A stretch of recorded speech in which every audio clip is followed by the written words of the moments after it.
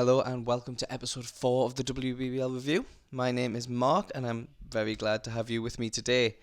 Today's episode comes hot off the heels of the Cup Final last week as we get to know Hannah Robb, Leicester Riders star, who scored 19 points in that Cup Final and has had a lot of talk on social media with her performance, and I'm delighted to welcome Hannah to the show now. Thank you for joining me. I just want to start with a little bit about obviously the last 11 months or so with coronavirus. How have you found it personally? Personally, it's been quite difficult. When the kind of pandemic first hit, I was still in Edinburgh and I was studying, playing with Caledonia Pride, and just everything just happened so quickly. The season was finished. I had to move home while still trying to finish my degree, write my dissertation. It was really crazy. And it was quite difficult to kind of readjust. Because you go from living on your own, being independent, to then moving back in with my parents. Like, it was hard to adjust. It was quite difficult. What were you studying? Sports science Nice. at Edinburgh. Yeah. So let's take you back in. Where were you from originally? Where were you born? I'm from Arbroath in Scotland. Yeah. Okay. And Yes. How did you get into basketball? So I started when I started high school. I was really big into netball, played football, and the basketball coach there, I think she just got me into it, got me along to one of the kind of school clubs, and just it kind of went from there essentially. She was a PE teacher and was the coach at the local club at Tayside Musketeers, and she just from school then took me to the club, and it went from there. And kind of, so did you start playing for teams straight away, or was that something that came a little bit later on? I mean, it did happen quite fast. When I started like at the school, it was just kind of like the school team. But I think by March, I'd actually made my first national team. Nice. I was in Scotland under 13 national team from there. And I joined the Tayside Musketeers and was part of their under 14 team, played with the under 16s, and it just kind of took off a bit. So kind of what was that like then, that the speed of saying going from not playing then to national team under 13s? I mean, I loved it. I loved like sport. I was doing a lot, like still playing football, still playing netball, so I loved kind of any chance I could to play. I mean, I think it was big, like when you're younger. I mean, like I say, it was big, but you don't really, I think, exactly appreciate it as much. Like, you don't realize how big it is when you're that age. Mm-hmm. It's like I just love to play and like love to play as much as I could. Like I realized like it was really cool, like pulling like the national team jersey on. But then it's when you kind of get that bit older, you actually realize like a bit, wow, like I did that. Like it was, So when did you go to Caledonia Pride then? When did that start? So I joined Caledonia Pride back in 2016 when the club first, joined the WBBL. And I moved to Edinburgh to study at Edinburgh University. So I did both. So it worked out. Like the Caledonia Pride has a great partnership with Edinburgh University. So I was able to combine studying and playing for Pride in the WBBL. So what was it like being a Pride, so kind of at the start of their journey then? Yeah. It was really cool to be part of it from the beginning, especially as a young player. I got to play with a lot of the role models I had grown up in the Scottish National League, like all the older Scots, like Robin Lewis, Sarah Thompson, Hannah Peacock, all of them, they then were my teammates. So it was like really cool as a younger player to come in and like learn and be around them firsthand. I loved it. I loved being there with them and being in that kind of professional environment. It was huge for me as a young player. I assume it was kind of a difficult decision to make, moving on from Caledonia then. Yeah, definitely. Like I said, like I loved my 4 years at Pride, but it just kind of, it felt like the right time for me to just see what else was there and to move on. You talked about national teams before, obviously more recently the GB national kind of senior squad, as it were. Kind of how did you first hear that was a possibility for yourself, and kind of how excited were you at the time? That really happened very quickly as well. Just with the whole coronavirus like pandemic, like the things were changing and whatnot. But it was a bit of a surprise. I didn't really have much time to take it in because I didn't have much time between getting the call and then getting to go. So it was a bit of a whirlwind of a week, but it was incredible. Just to be there, be around the players and in the kind of culture of the women's team, like it's been huge. So to actually be there myself and be around all those players was absolutely incredible. I bet I can't imagine what it's like representing kind of countries and things like that. But yeah, so looking at kind of this season, how did the move to Leicester come about? Obviously, you said about you felt it was the right time to move from Pride. How did the move to Leicester come about? I mean, it was quite difficult to kind of make a decision with the coronavirus pandemic. Like with the pandemic, it was quite hard to kind of decide what I wanted to do and where I wanted to be. And this year, I'm just actually playing basketball. I'm not studying. And yeah, I mean, I just reached out to Jesper, and everything happened really fast. It was like reached out, like, yeah, like we want you, I want to come, like yeah, everything happened really quickly, and it was something that like it was made easy, and like a kind of easy decision once we kind of got the ball rolling for me. I think that's the kind of the word of this there. Your career, isn't it? Everything happens really quickly. National teams and. So how was kind of going to a new team? You've obviously been in Pride for 4 years. How was that first few weeks at Leicester? Obviously very different because of the coronavirus as well. How was the first few weeks? It was quite different. Coming into a new team with a lot of the team here returning, so there was a couple of new faces, but they made it really easy to fit in. Like really welcoming, super nice. Like so it was good. The kind of pandemic made it difficult. Like we can't do many like team activities outside of basketball. That's kind of something that you miss, especially during preseason, to get to know everyone. But we made sure, like in the time that we had in practice together, and we did a lot of like Zoom calls and stuff to make sure that everyone got integrated into the team really quickly. And yeah, it was quite smooth. It was quite nice. Leicester seem to have been kind of together for say like much longer than all the other teams, it seems.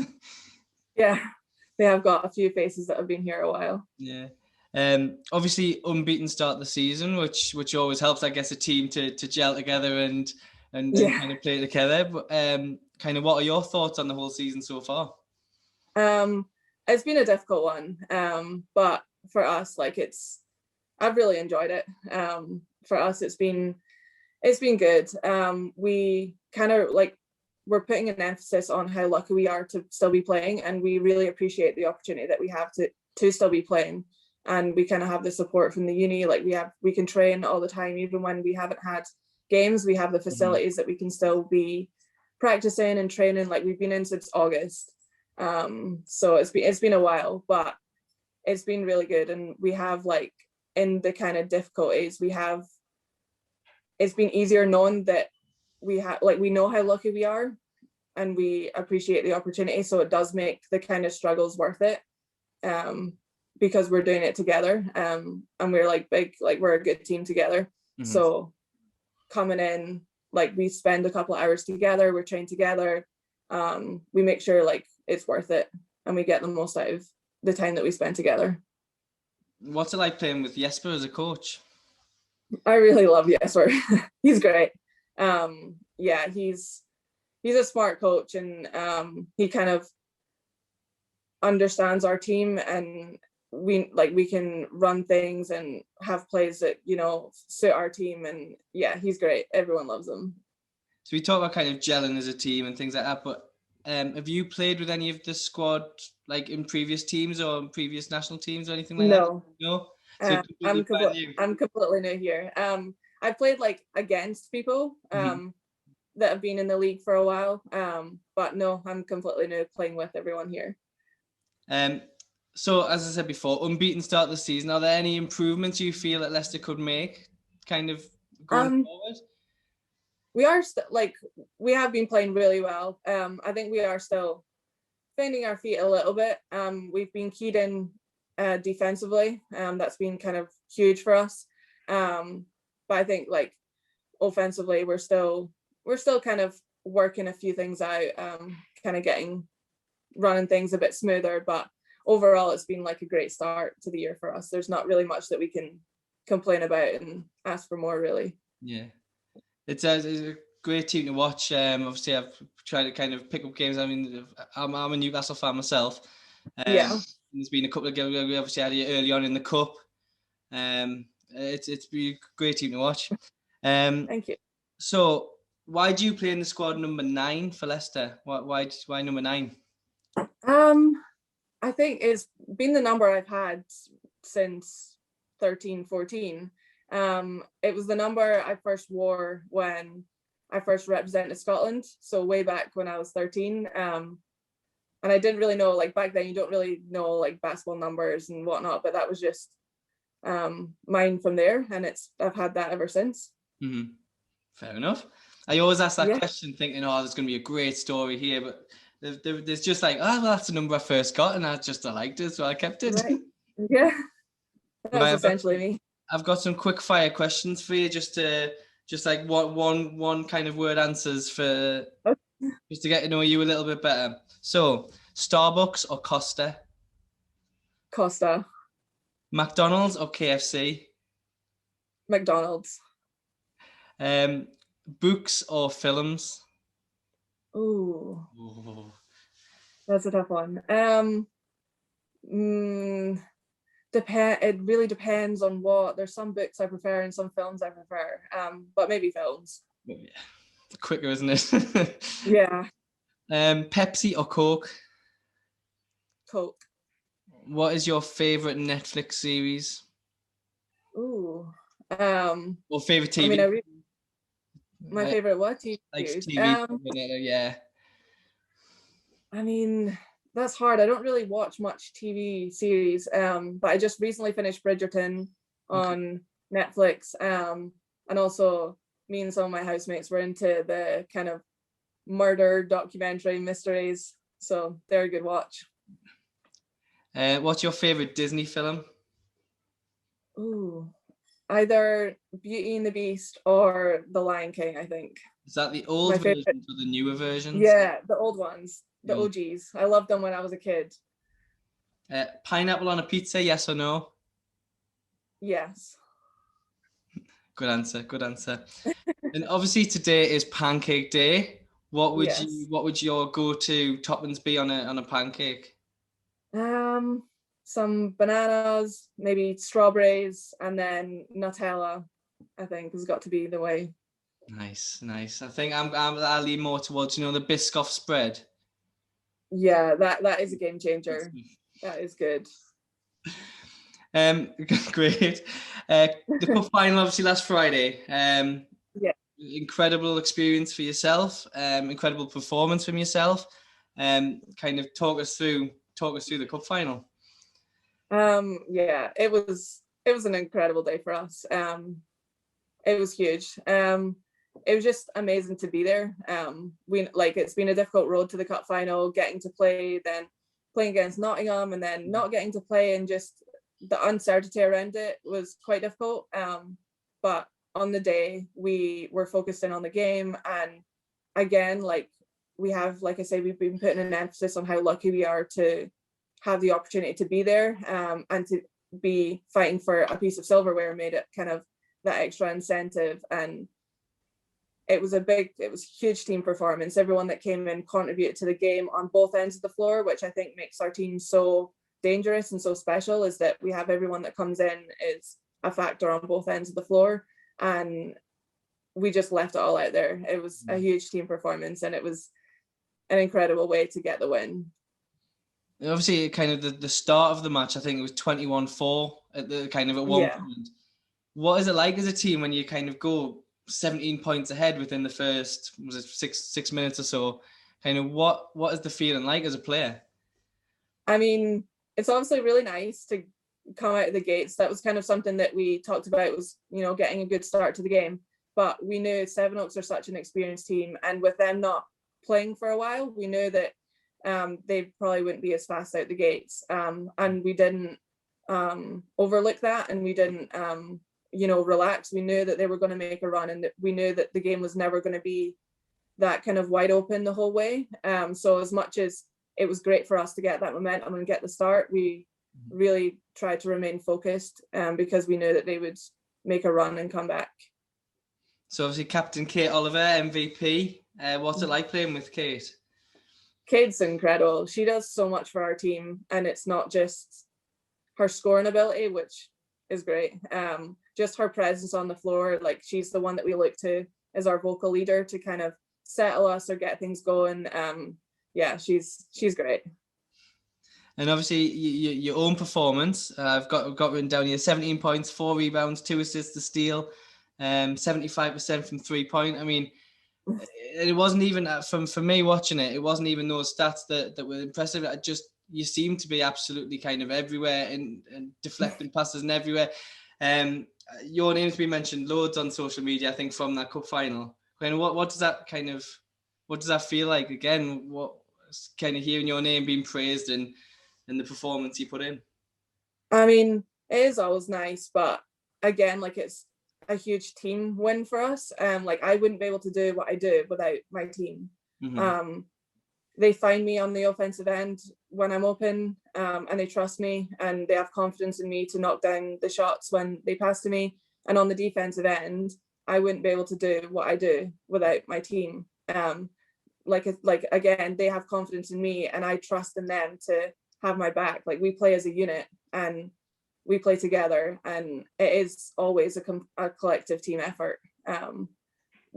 Something that we do really well, and I think it's a great team to play on because we do all play together, and there's so many people that can contribute, and it can be someone different every night, and even during the game, we have so many different people that can step up and play well. Obviously, the cup final kind of took on another element for the league because of the Sky Sports coverage. Kind of how noticeable was the kind of extra pressure or extra, I don't know, responsibility for the league because it was on Sky Sports? Yeah, I mean, I think it's huge for us to get a game on Sky Sports, and it would be massive if we can get more coverage. And I think it was great to see like the kind of promotion on social media beforehand. I think so many people have done a great job in promoting, especially like the women's game, and trying to get us more coverage. But I think like for us, like it wasn't even like for me anyway. It was like nice that the game was on Sky, but it wasn't something that I was thinking about during the game.